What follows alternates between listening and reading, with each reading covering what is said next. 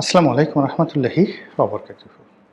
সম্মানিত দর্শক, নোবেল বিজয়ী ডক্টর মোহাম্মদ ইউনূস সাবেক প্রধান উপদেষ্টা, তিনি কি যে কোনো ফর্মে, যে কোনো উপায়ে, যে কোনো পদ্ধতিতে আবার ক্ষমতায় ফিরে আসতে পারেন? এই বিষয়টা নিয়ে আলোচনা করব।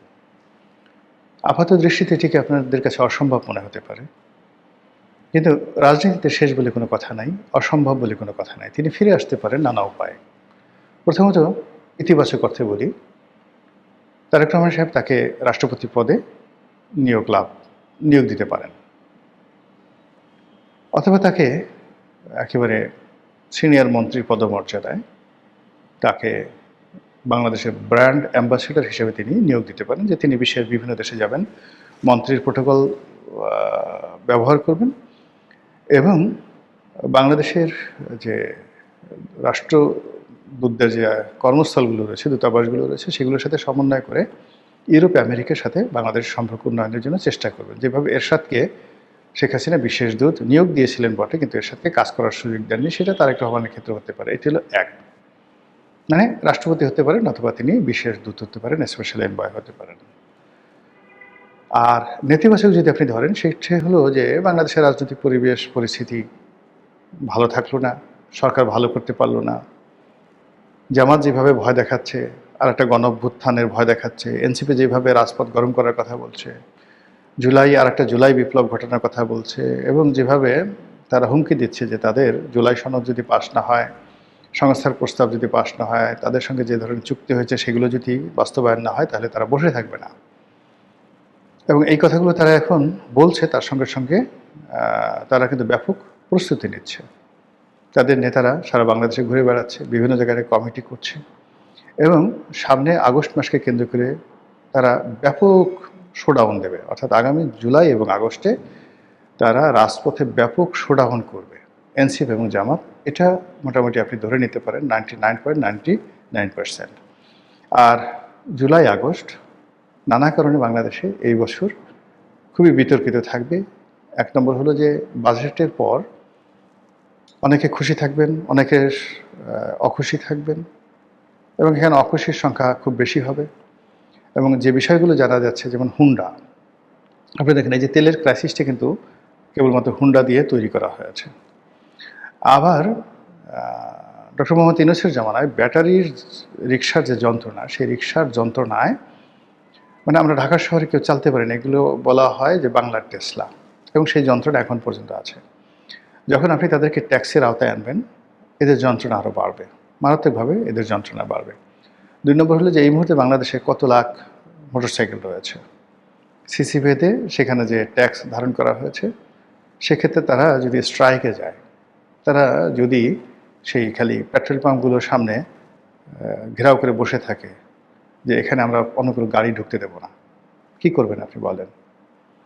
বাংলাদেশে যে সকল ঢাকা শহরে যে বিদ্যুৎ সঞ্চালন কেন্দ্রগুলো রয়েছে, সেই কেন্দ্রের সামনে এই ব্যাটারির যে রিক্সাগুলো আছে, সেই রিক্সাগুলো সাইপাসের যে রিক্সা, সেখানে ঘেরাও করে রাখলো, এবং সেখান থেকে বিদ্যুৎ প্ল্যান্টগুলো থেকে তারা সঞ্চালন লাইন বন্ধ করে দিল। কী করবেন আপনি বলেন? কিচ্ছু করার নেই। এবং এদের সংখ্যা এত বেশি, এবং সেই জায়গাতে সরকার যেতে হচ্ছে অর্থনৈতিক কারণে। আবার এই বিষয়গুলো যাতে হুন্ডাওয়ালারা না করে, এই বিষয়গুলো যাতে ব্যাটারি রিক্সা চালকরা না করে, এটা সামাল দেওয়ার জন্য বিএনপিকে দেওয়া হবে না, সকল রাজনৈতিক দলের ঐক্যমত্য দরকার। এবং এটাকে বাংলাদেশের, যেমন এখন বাংলাদেশে হাম নিয়ে, অর্থনৈতিক সংকট নিয়ে আমার কাছে মনে হচ্ছে জরুরি অবস্থা জারি করার পর্যায়ে চলে গেছে। এটা লুকানোর কিছু নেই। তো সেই কাজগুলো সরকার যদি সঠিকভাবে না করে, রাজপথ যদি আবার উত্তপ্ত হয়, তাহলে ক্ষমতার পট পরিবর্তনে ডক্টর মোহাম্মদ ইউনূস নিজ নামে হোক, অথবা তিনি বলেন যে না, আমি বাপু আর পারবো না, আমি আমার প্রিয়জন, আমার প্রেস সচিব শফিককে প্রধান উপদেষ্টা বানালাম, আমেরিকাকে বলে দিল। অথবা আমি আমার প্রিয় মানুষ আমিরে জামাতের সভাপতি আলহাজ মাদ্দা জিল্লুহুল আলী আলা হজরত জনাব ডাক্তার শফিকুর রহমান, তাকে বানানো হলো।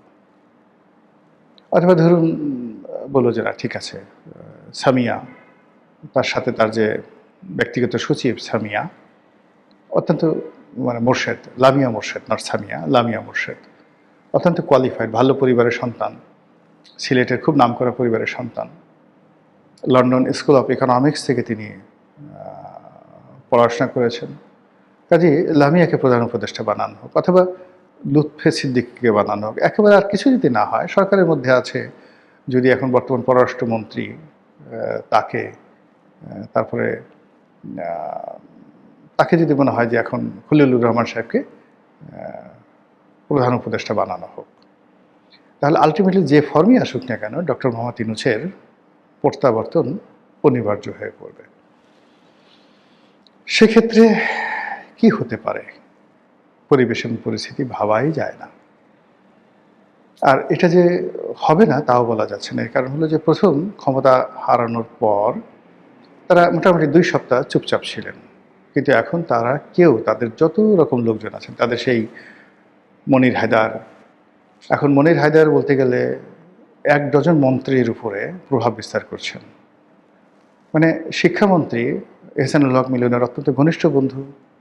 এর বাইরে অন্যান্য যে সকল মন্ত্রী রয়েছেন তারাও যে ডক্টর মোহাম্মদ ইউনূসের বিশেষ সহকারী ছিলেন মনির হায়দার, সাংবাদিক মনির হায়দার, প্রবাসী সাংবাদিক। সেই মনির হায়দারের যে দাপট, তার যে প্রভাব প্রতিপত্তি এখন 20 থেকে 25 জন মন্ত্রীর চাইতে অনেক বেশি। It means doctor Mohammad Yunus এবং আমেরিকার প্রভাব যায়নি। এখন মনির হায়দারকে যারা ভয় পাচ্ছেন, পাত্তা দিচ্ছেন, সম্মান করছেন, কাছে ভিড়তে দিচ্ছেন, এমনকি বিএনপি তাদের যে ক্রোড়পত্র বের করে বিশেষ দিন উপলক্ষে, তাদের যে বিশেষ ক্রোড়পত্র, সেখানে মনির হায়দারের লেখা থাকে। তো বোঝার চেষ্টা করেন যে মনির হায়দার এখন সরকারের কাছে মাহফুজ আনাম, মতিউর রহমান, আবার ওই যে মতিউর রহমান চৌধুরী যিনি আছেন তিনি, এরকম যে সমস্ত লোকজন এখন তারেক রহমান সাহেবের খুব ঘনিষ্ঠ হয়ে পড়েছেন, এমনকি আবদুল্লাহ আবু সাইদ সাহেব আছেন, তাদের চাইতেও মনির হায়দার এখন প্রভাবশালী হয়ে পড়েছেন। এই কারণে যে তার সঙ্গে আমেরিকার ভালো সম্পর্ক আছে বলে লোকজন বিশ্বাস করছে, তার সঙ্গে ডক্টর মোহাম্মদ ইউনূসের ভালো সম্পর্ক আছে। এছাড়া অন্য কোনো কারণ তো নেই। There is no reason at all.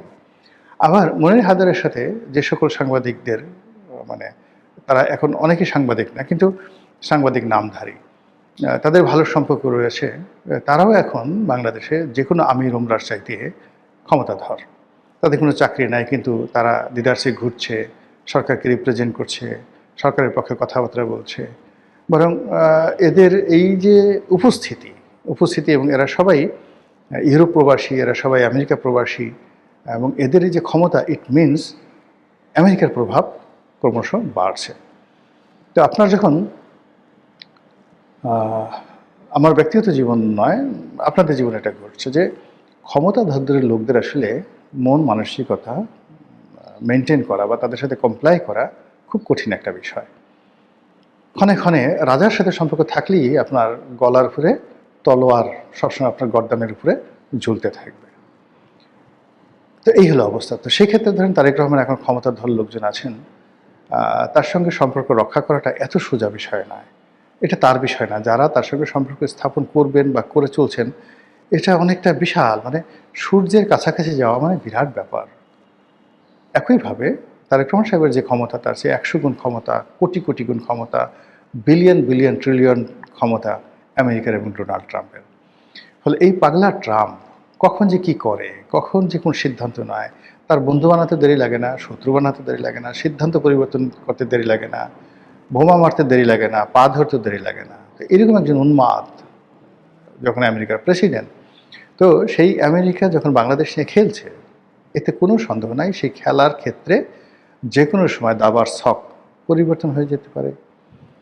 যে কোনো সময় ডক্টর মোহাম্মদ ইউনূসের ভাগ্য আবার খুলে যেতে পারে। যে কোনো সময় আওয়ামী লীগের কপাল খুলে যেতে পারে। যে কোনো সময় তারেক রহমান সাহেবের কপাল খুলে যেতে পারে, আবার সবার কপাল একসাথে পুড়ে যেতে পারে। তবে এখন লক্ষণ যেটা দেখছি সেটি হলো সরকারকে চাপে রাখা হচ্ছে, সরকারকে ভয় দেখানো হচ্ছে। সরকার যে এই যে ঘন ঘন চীনে যাচ্ছে, চীনমুখী হচ্ছে, চীনের সাথে দহরম মহরম করার চেষ্টা করছে, তিস্তা ব্যারেজ করতে চাচ্ছে, গঙ্গা ব্যারেজ করতে চাচ্ছে, তারপরে বগুড়াতে আন্তর্জাতিক মানের বিমান ঘাঁটি করতে চাচ্ছে, না বিমান বন্দর করতে চাচ্ছে। বগুড়া আন্তর্জাতিক বিমানবন্দর, যেটা বাংলাদেশের সবচেয়ে ভালো বিমানবন্দর হবে বলে সবাই আশঙ্কা করছেন। এর কারণ হলো এই আন্তর্জাতিক বিমানবন্দরে চীনের বিমানগুলো সরাসরি চীনের প্রেসিডেন্ট ইচ্ছা করলে বগুড়া আসতে পারে। আর বগুড়া একটা সময় তো বাংলাদেশের রাজধানী ছিল। তো সেই বগুড়ার মহাস্থানগড়, পুণ্ডবর্ধন, পুণ্ডনগরী, এগুলো তো ঐতিহ্যবাহী। আর বগুড়া থেকে একটু সামনে গিয়ে চাঁপাইনবাবগঞ্জ যদি আপনি যান উত্তরবঙ্গে, সেখানে বহুকাল প্রায় 300 ইয়ার্স ওখানে বাংলা রাজধানী ছিল। আলাউদ্দিন হোসেন শাহ, যে হোসেন শাহী বংশের রাজধানী, সেটা ওখানে ছিল। ওখানে সেই কি বলবো, যে ওই যে ছোট সোনা মসজিদ, ওই সুলতানি আমলের নিদর্শন। তো কাজে ওই এলাকাকে কেন্দ্র করে একটা নতুন রাজনীতির বলয় হতে পারে। সেখানে এই বলয়টা তৈরি করার জন্য সেখানে চীনের উপস্থিতি দরকার, এবং চীনের সেই বিমান ঘাঁটি, চীনের সেই 1000 শয্যা বিশিষ্ট হাসপাতাল, এগুলোকে কেন্দ্র করে উত্তরবঙ্গের এই এলাকাতে যত বেশি বাংলাদেশ তার সামরিক শক্তি বাড়াবে, রাজনৈতিক শক্তি বাড়াবে, ততই ভারতের রীতিমতো তছনছ হয়ে যাবে। আপনারা জানেন যে এই সময়টাতে উত্তরবঙ্গের এখন ঠিক কোন এলাকাতে শশাঙ্কের রাজধানী ছিল আমরা বলতে পারি না, তবে উত্তরবঙ্গের দিনাজপুর বা রংপুর বা এই যাকে বলা হয় বগুড়ার কোনো একটা অঞ্চলে শশাঙ্কের রাজধানী ছিল, এবং শশাঙ্কের এই রাজধানীর থাকার কারণে এখান থেকে পুরো উত্তর ভারত তিনি দখল করে ফেলেছিলেন, একদম দিল্লি পর্যন্ত, হরিয়ানা পর্যন্ত তিনি অধিকার করে ফেলেছিলেন। তো সেই জমানা আবার যে আসবে না ইতিহাসে, এটা কিন্তু ভারত জানে যে এটা এনি টাইম এটা ঘটতে পারে। একজন মানুষ, এখন তারেক রহমান সাহেব যে বাংলার নতুন শশাঙ্ক হবেন না এটা বলা যায় না। এই বাংলাতে অনেক মানুষ হয়েছেন, তিনি যে ইখতিয়ার উদ্দিন মোহাম্মদ বিন বখতিয়ার খলজি হবেন না, ইখতিয়ার মোহাম্মদ বখতিয়ার খলজি তিনি কি এই সিকিম অভিযান করেননি? তিনি পারেননি, কিন্তু সিকিম পর্যন্ত যাওয়ার আগে যত জায়গা আছে সব তো তিনি তছনছ করেছেন, সবগুলো তিনি জয়লাভ করেছেন। তো তারেক রহমান সাহেব তো এটা হতে পারে। তো এইটাকে কেন্দ্র করে ভারত তো বসে নেই, তারা চক্রান্ত করছে। এটাকে কেন্দ্র করে যেটা আমেরিকা চাচ্ছে যে তারা তাদের প্রভাব সেই কক্সবাজারের দিকে নিয়ে যাবে। আর তারেক রহমান সাহেব এবং চায়না তারা চাচ্ছে উত্তরবঙ্গে, দক্ষিণবঙ্গ বাদ দিয়ে উত্তরবঙ্গে। আর কক্সবাজার মানে ওই পুরো অঞ্চলটা, কক্সবাজার থেকে শুরু করে আপনি যদি সমুদ্রের তীর হয়ে নোয়াখালী আসেন, তারপর পটুয়াখালী যান, এরপরে কুয়াকাটা যান, এরপরে গোপালগঞ্জ যান, এই এলাকাকে কেন্দ্র করে শেখ হাসিনার একটা যে মাস্টার প্ল্যান ছিল, ভারতের মাস্টার প্ল্যান ছিল সেই, এবং আমেরিকার মাস্টার প্ল্যান ছিল, তার অ্যাগেনস্টে বগুড়াকে কেন্দ্র করে, উত্তরবঙ্গকে কেন্দ্র করে এই যে নতুন যে মাস্টার প্ল্যান হচ্ছে, সেই মাস্টার প্ল্যানে মার্কিন ডিপ স্টেটের যারা এজেন্ট, তারা যদি ক্ষেপে যায়, রাগ হয়ে যায়, তারা যদি তাদের সেই যে অতীত কর্মকাণ্ড সেটাকে আরও শক্তিশালী করে, তাহলে এই যে ডক্টর মোহাম্মদ ইউনূসকে নিয়ে যে কথাগুলো বললাম, এটা কি খুব বেশি অবাস্তব আর অসম্মান মনে হতে পারে?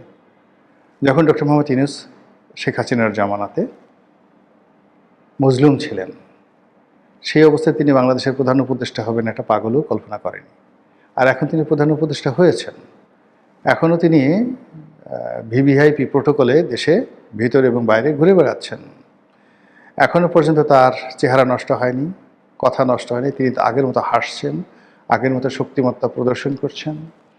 তার যারা লোকজন রয়েছেন তারাও বুক ফুলিয়ে হাঁটছেন, এবং তার যে সকল আমেরিকান যারা লোকজন রয়েছেন, মনির হায়দার, তারপরে বদিউল আলম মজুমদার, এরপর আলী রিয়াজ সাহেব, তারা সবাই আবার নতুন করে প্রজেক্ট 007 সামনে নিয়ে তারা কথাবার্তা বলে যাচ্ছেন, সরকারকে হুমকি দিচ্ছেন, ধামকি দিচ্ছেন, সংস্কারের কথা বলছেন।